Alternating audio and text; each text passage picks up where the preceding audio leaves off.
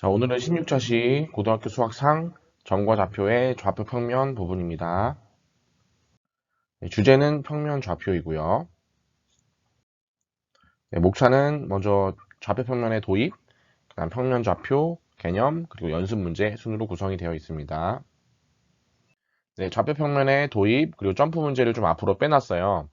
자, 우리가 이제 본격적으로 이번 단원부터 도형의 이동까지 어떻게 보면 고등학교에서 배우는 첫 기하 파트인데 중학교에서 배웠던 기하 파트와 고등학교에서 배우는 기하 파트는 성격이 좀 달라요.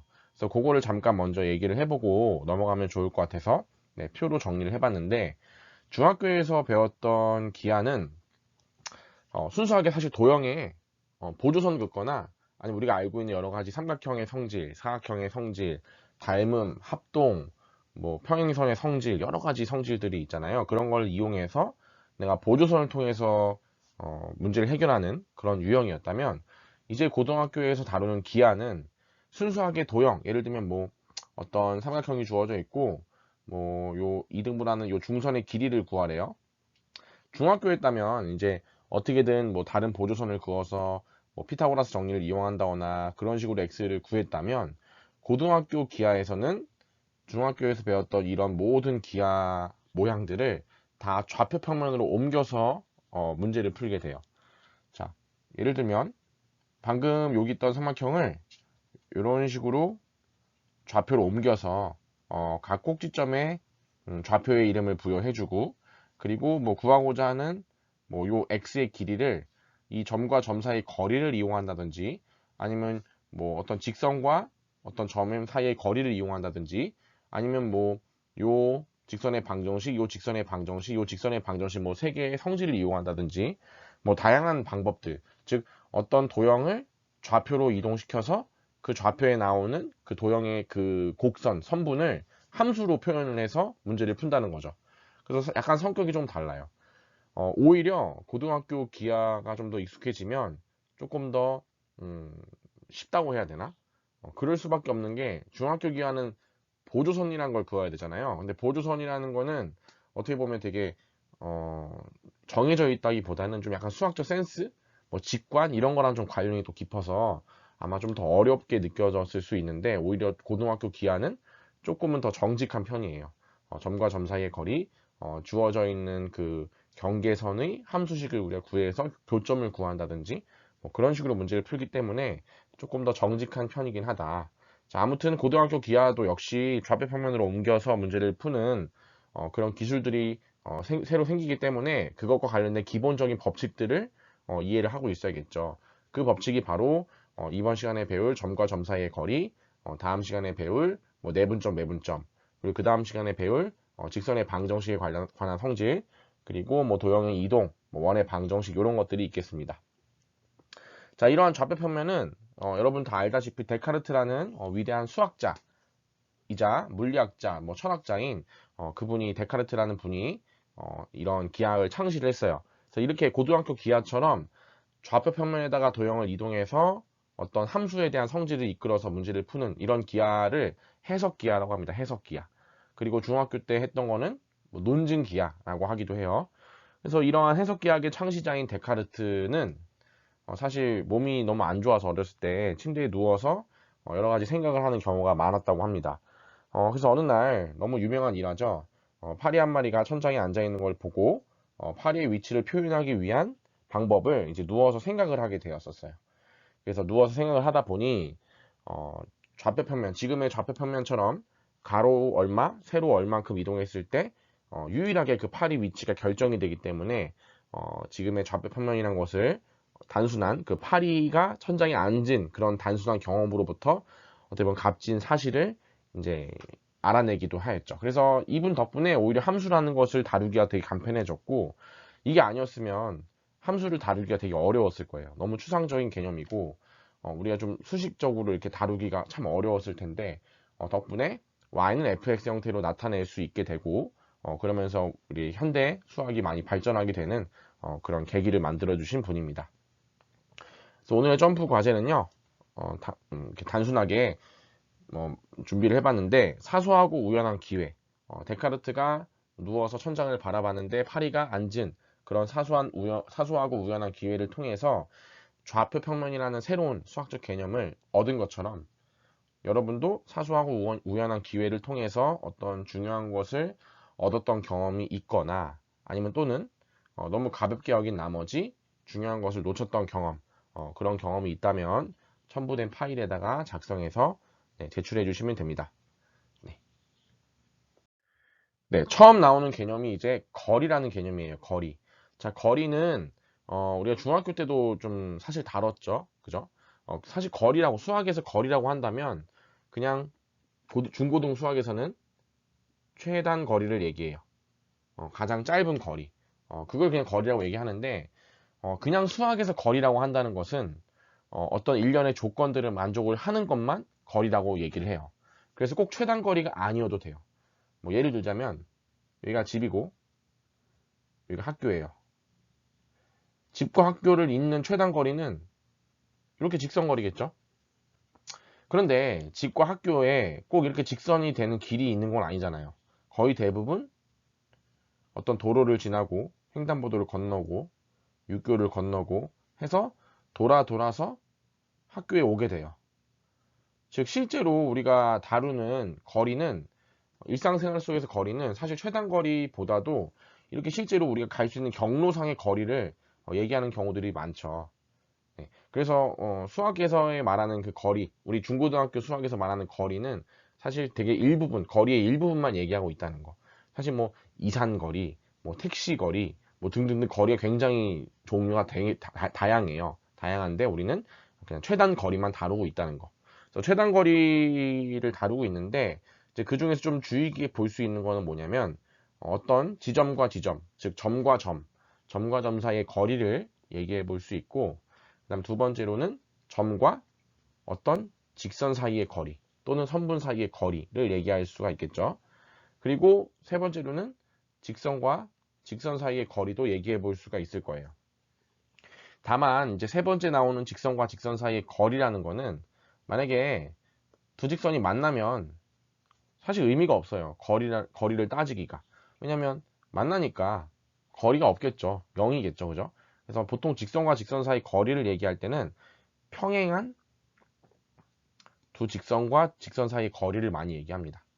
그래서 예를 들면 평행한 요 직선과 직선 사이 거리는 뭐 이렇게 정의할 수도 있고 이렇게 정의할 수도 있고 뭐 정의 방법이 여러 가지잖아요. 근데 보통 우리가 최단 거리, 항상 제일 짧은 거리를 얘기했기 때문에 어떤 거리를 우리가 직선과 직선 사이 거리라고 하냐면 이렇게 수직인 요 거리를 최단 거리라고 하겠죠. 마찬가지로 2번에서의 점과 직선 사이 거리도 가장 짧은 거리가 뭘까 생각해 보면 딱 직선과 수직일 때, 요 수직일 때가 가장 최단 거리겠죠. 그래서 일반적으로 중고등학교 수학에서 점과 직선 사이 거리를 얘기한다는 거는 요 수직 거리를 구해주면 된다는 뜻이에요. 근데 아쉽게도 프린트에는 지금 2번과 3번을 적어놨는데 요거는 나중에 채울 거예요. 우리가 지금 점과 점 사이의 거리를 먼저 할 거고 이걸 통해서 바로 2번, 3번을 얻어낼 수는 없어요. 그래서 뒤에 나오는 직선의 방정식을 좀 다룬 다음에 그 다음 프린트를 채울 거예요. 그래서 2번, 3번은 아마 다음 주쯤 아마 채운다고 보시면 되고 그냥 빈칸으로 내버려 두시면 됩니다. 그래서 먼저 점과 점 사이의 거리 먼저 해볼게요. 자, 점과 점 사이의 거리는 이미 중3 때 사실 배웠다. 왜 배웠냐면 피타고라스 단원, 중3 교과서가 있는 사람들은 피타고라스 단원을 펴서 피타고라스의 활용 단원을 펴보면 거기에 나오는 한 두 번째 예제가 이 점과 점 사이의 거리예요. 아마 피타고라스 활용해서 첫 번째 예제로 나오는 게 직사각형의 대각선의 길이가 아마 첫 번째 예제로 나올 거예요, 보통. 그렇지만 그 다음에 나오는 내용이 점과 점 사이의 거리다라는 거. 그래서 이미 우리 사실 알고 있어요, 어떻게 하는지. 자, 부가적으로 한번 설명을 해볼게요. 자, 점과 점 사이의 거리. 자, 좌표 평면상에 두 점을 찍어요. A라는 점이 있고 B라는 점이 있어요. 자, A라는 점을 뭐라고 할까요? x1, y1이라고 할게요. B라는 점은 x2, y2라고 하겠습니다. 자, 이 점과 이 점 사이의 거리, 이 선분의 길이, 즉 선분 AB의 길이를 구하고 싶은데 우리가 어떤 선분의 길이를 구하는 가장 단순한 방법은 뭐냐면 이 선분을 포함하는 직각삼각형을 찾아서 피타고라스 정리를 쓰는 게 제일 간단한 방법이에요. 그리고 심지어 좌표 평면은 x축과 y축이 사실 수직이잖아요. 그리고 요렇게 이어보면 요 A의 x좌표끼리 그리고 A의 y좌표, B의 y좌표끼리 이루는 요 각도 수직이 될 수밖에 없어요. 그래서 이렇게 하면 직각삼각형이 만들어질 수 있겠죠. 자, 그러면 사실 요 점은 x1일 거고 요 점은 x2니까 여기 x1과 x2 사이의 거리는 어떻게 될 거냐면 x2 오른쪽에서 이제 왼쪽을 빼면 이렇게 나오겠죠.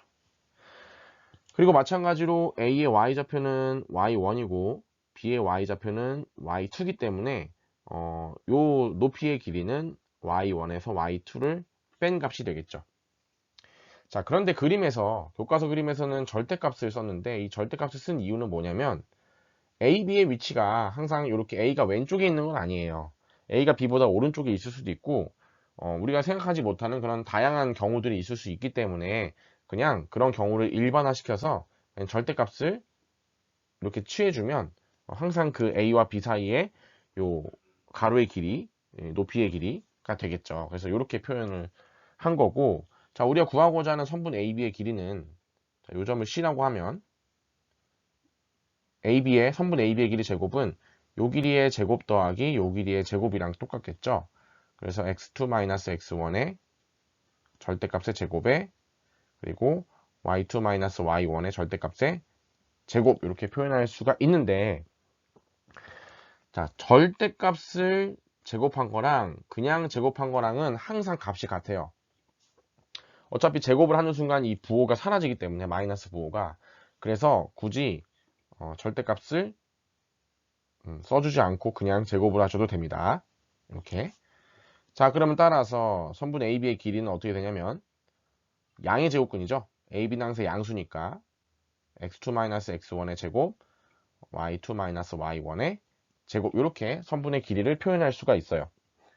자, 그런데 여기서 잠깐 짚고 넘어갈 게 뭐냐면, 자, x2에서 x1을 뺐고 y2에서 y1을 뺐는데 얘를 x1에서 x2를 뺀 거를 제곱하고 y1에서 y2를 뺀 걸로 쓰고 제곱해도 사실 계산상의 변화는 없어요. 왜냐면 어차피 차의 제곱을 하는 순간 음수여도 양수여도 어차피 다 양수로 바뀌죠. 제곱을 하면. 그래서 사실 요 놈을 써도 상관없다. 그리고 심지어 하나는 x1-x2의 제곱이라고 쓰고 다른 하나는 y2-y1의 제곱이라고 써도 항상 요 값들은 다 크기가 똑같아요. 그렇기 때문에 여기서는 그냥 x좌표끼리에 그냥 아무 곳에서나 빼서 제곱하고 y좌표도 y좌표끼리 아무거나 해서 빼서 제곱하면 됩니다. 근데 왜 이 얘기를 지금 하냐? 이게 중학교 2학년 때 배웠던 기울기라는 개념이랑 약간 헷갈릴 수 있어요. 자, 직선의 기울기. 어떤 두 점, 역시 x1, y1, x2, y2라는 점 A, 점 B가 있는데 이 점 A와 점 B를 잇는 요 선분의 기울기는 어떻게 정의했냐면 x좌표끼리의 차이와 y좌표끼리의 차이, 즉 x의 증가량분의 y의 증가량으로 기울기를 정의를 했어요. 그래서 x2-x1, y2-y1 이렇게 하면 이게 기울기가 되거든요. 선분 AB의 기울기.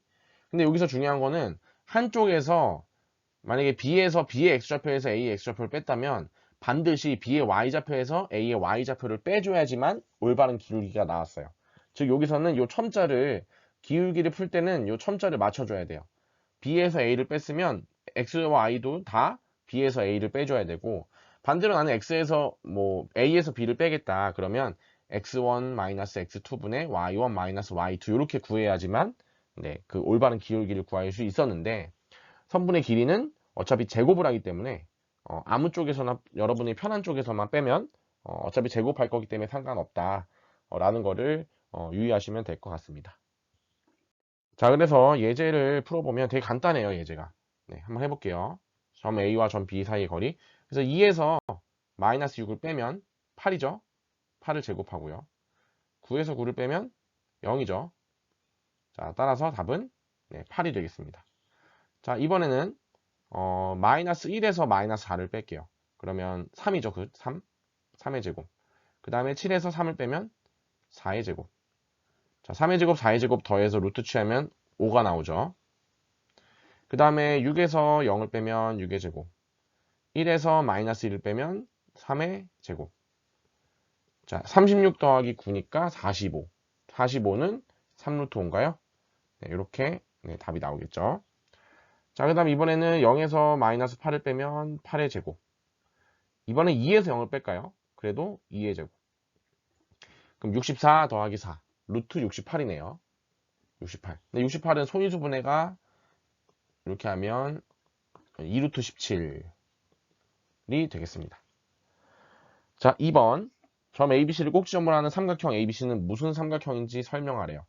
자, 삼각형 ABC가 어떤 건지 우리가 설명하려면 일단 기본적으로 각을 알거나 변의 길이를 알아야겠죠.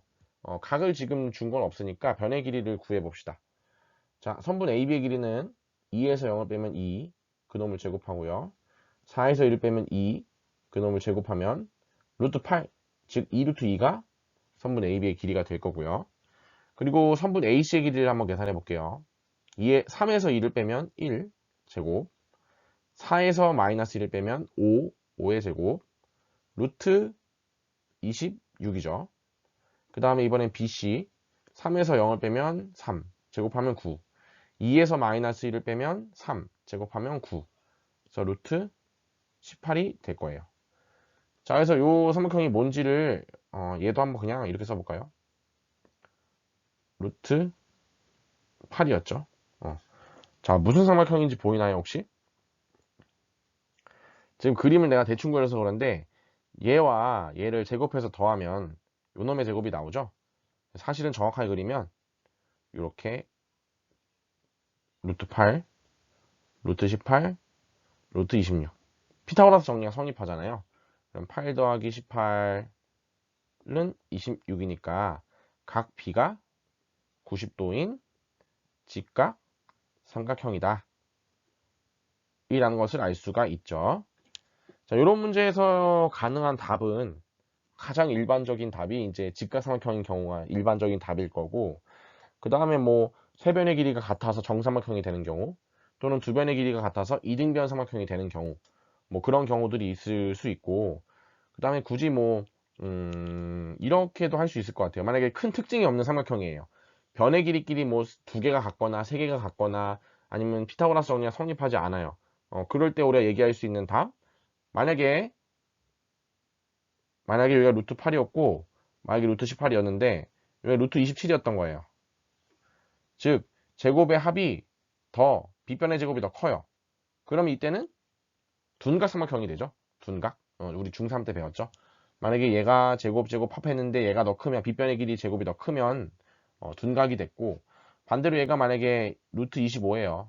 그래서 얘네 두 변의 길이 제곱의 합이 더 컸을 때는 예각 삼각형이 되겠죠. 그래서 가능한 답이 사실 물어볼 수 있는 게 한정적이라는 거.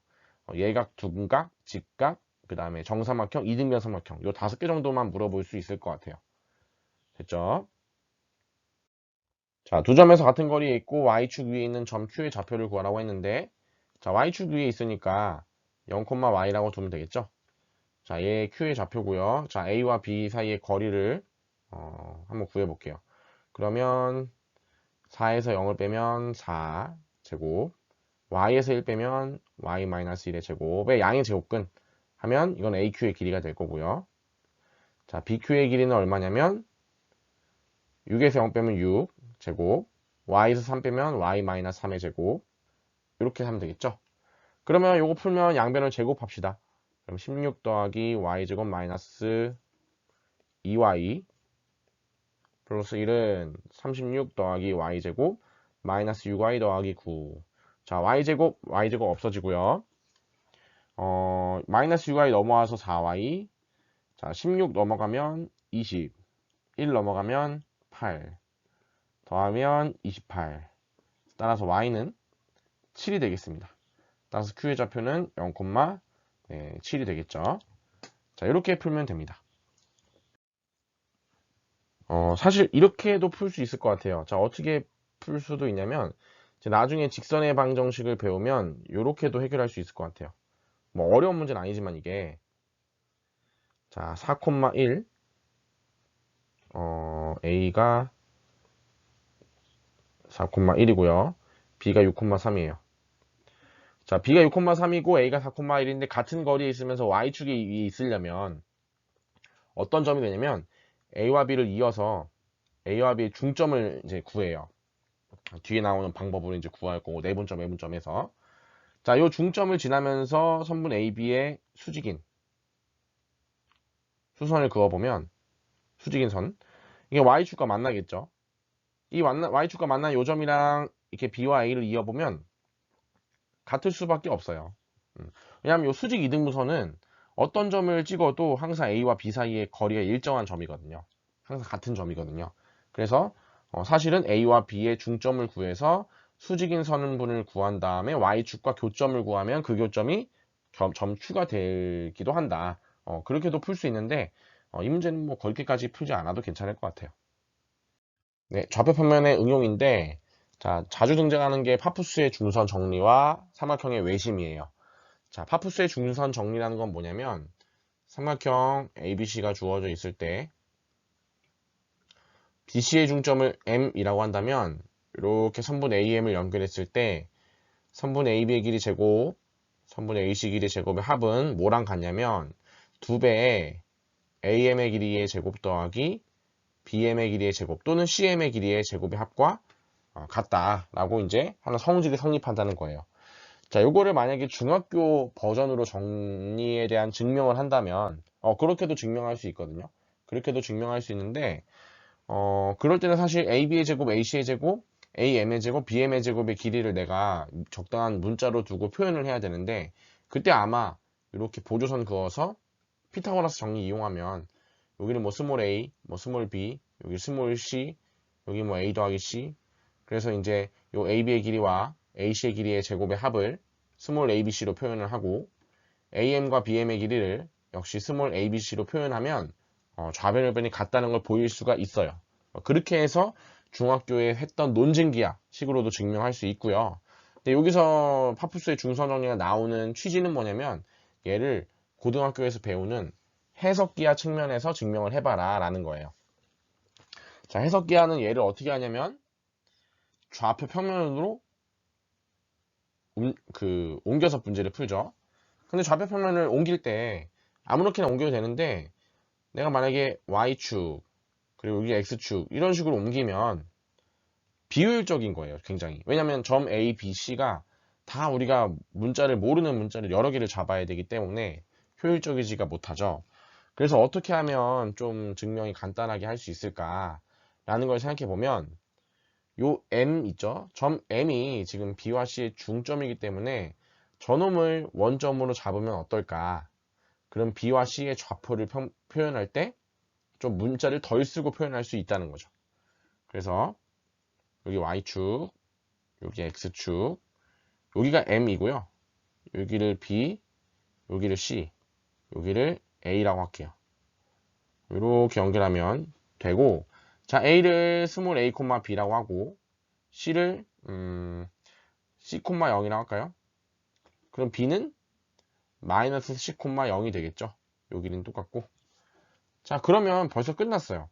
이 M은 원점이기 때문에 자, AM의 길이 뭐 BM의 길이, AB의 길이, AC의 길이 모두 다 내 점을 알기 때문에 점과 좌표 공식, 점과 점 사이 거리 공식 이용하면 모두 다 표현할 수 있죠.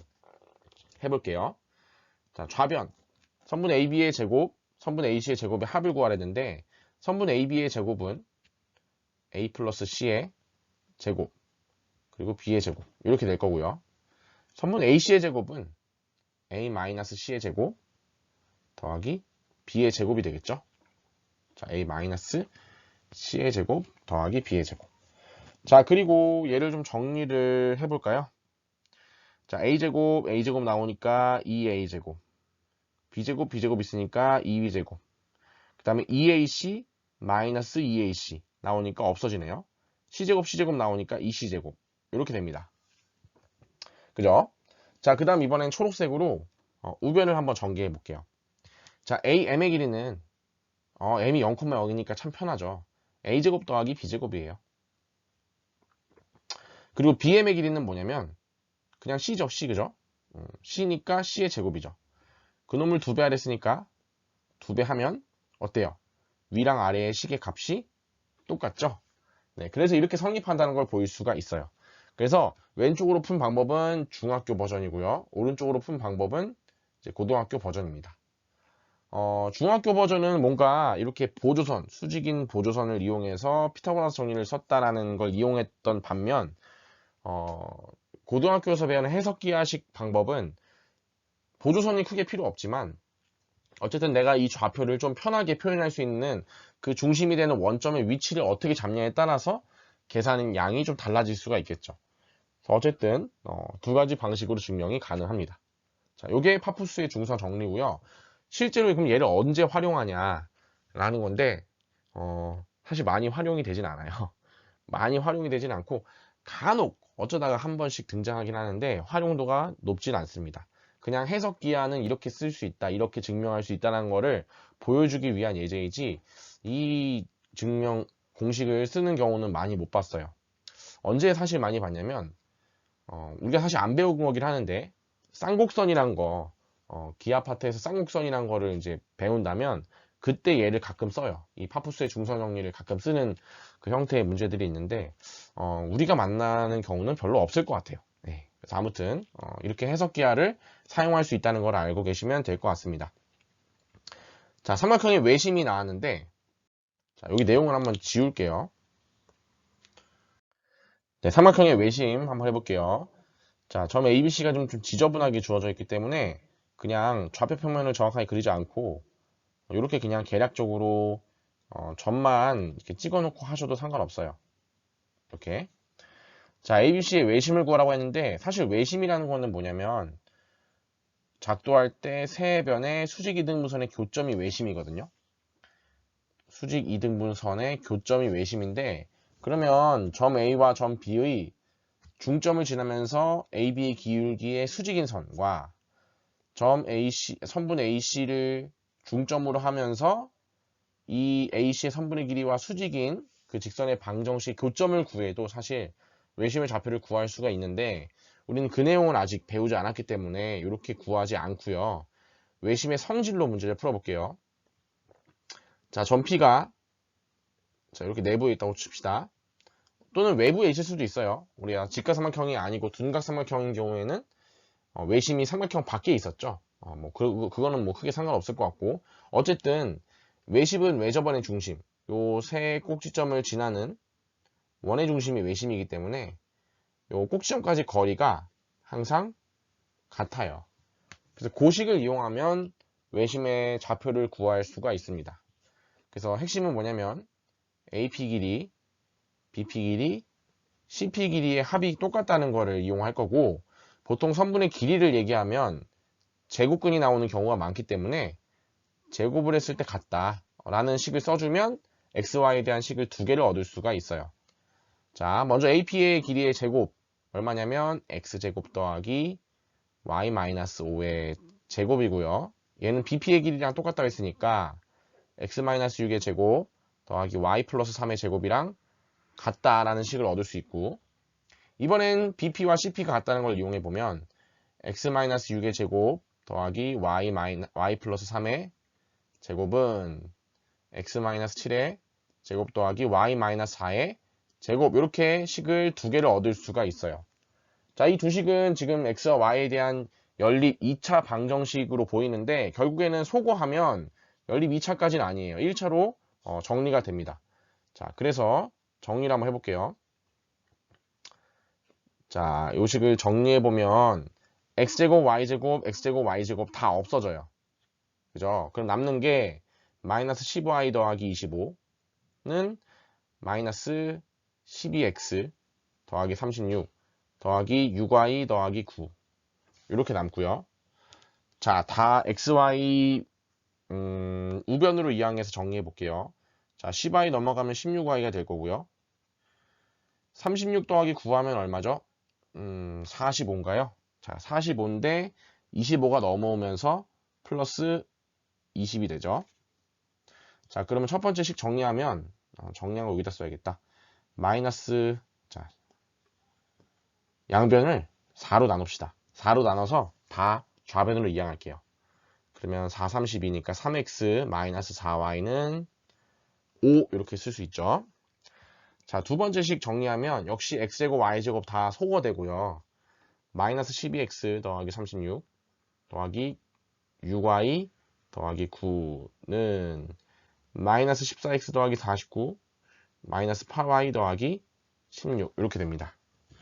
그러면 14x 넘어가면 2x 되고요. 8y 넘어가면 14y 되고요. 자, 9 넘어가면 40이고 36 넘어가면 4 더하면 20. 자, 양변을 2로 나누면 70 이렇게 되네요. 자, 그러면 3 곱할게요. 소거하기 위해서. 그럼 37에 21. 그리고 아까 이게 몇이었죠? 까먹었네. 10이었나? 30이죠, 그럼. 그럼 빼면 아래에서 위를 뺄게요. 그러면 25y는 와, 계산 안 틀렸다. 25. 그럼 y는 1, 그죠? y가 1이면 x는 얼마인가요? y가 1이면 x는 3이네요. 자, 따라서 외심의 좌표 p는 3,1이 되겠습니다. 자, 계산이 좀 복잡하지만 기본적인 성질에 의해서 외심의 좌표를 구할 수 있는 문제입니다.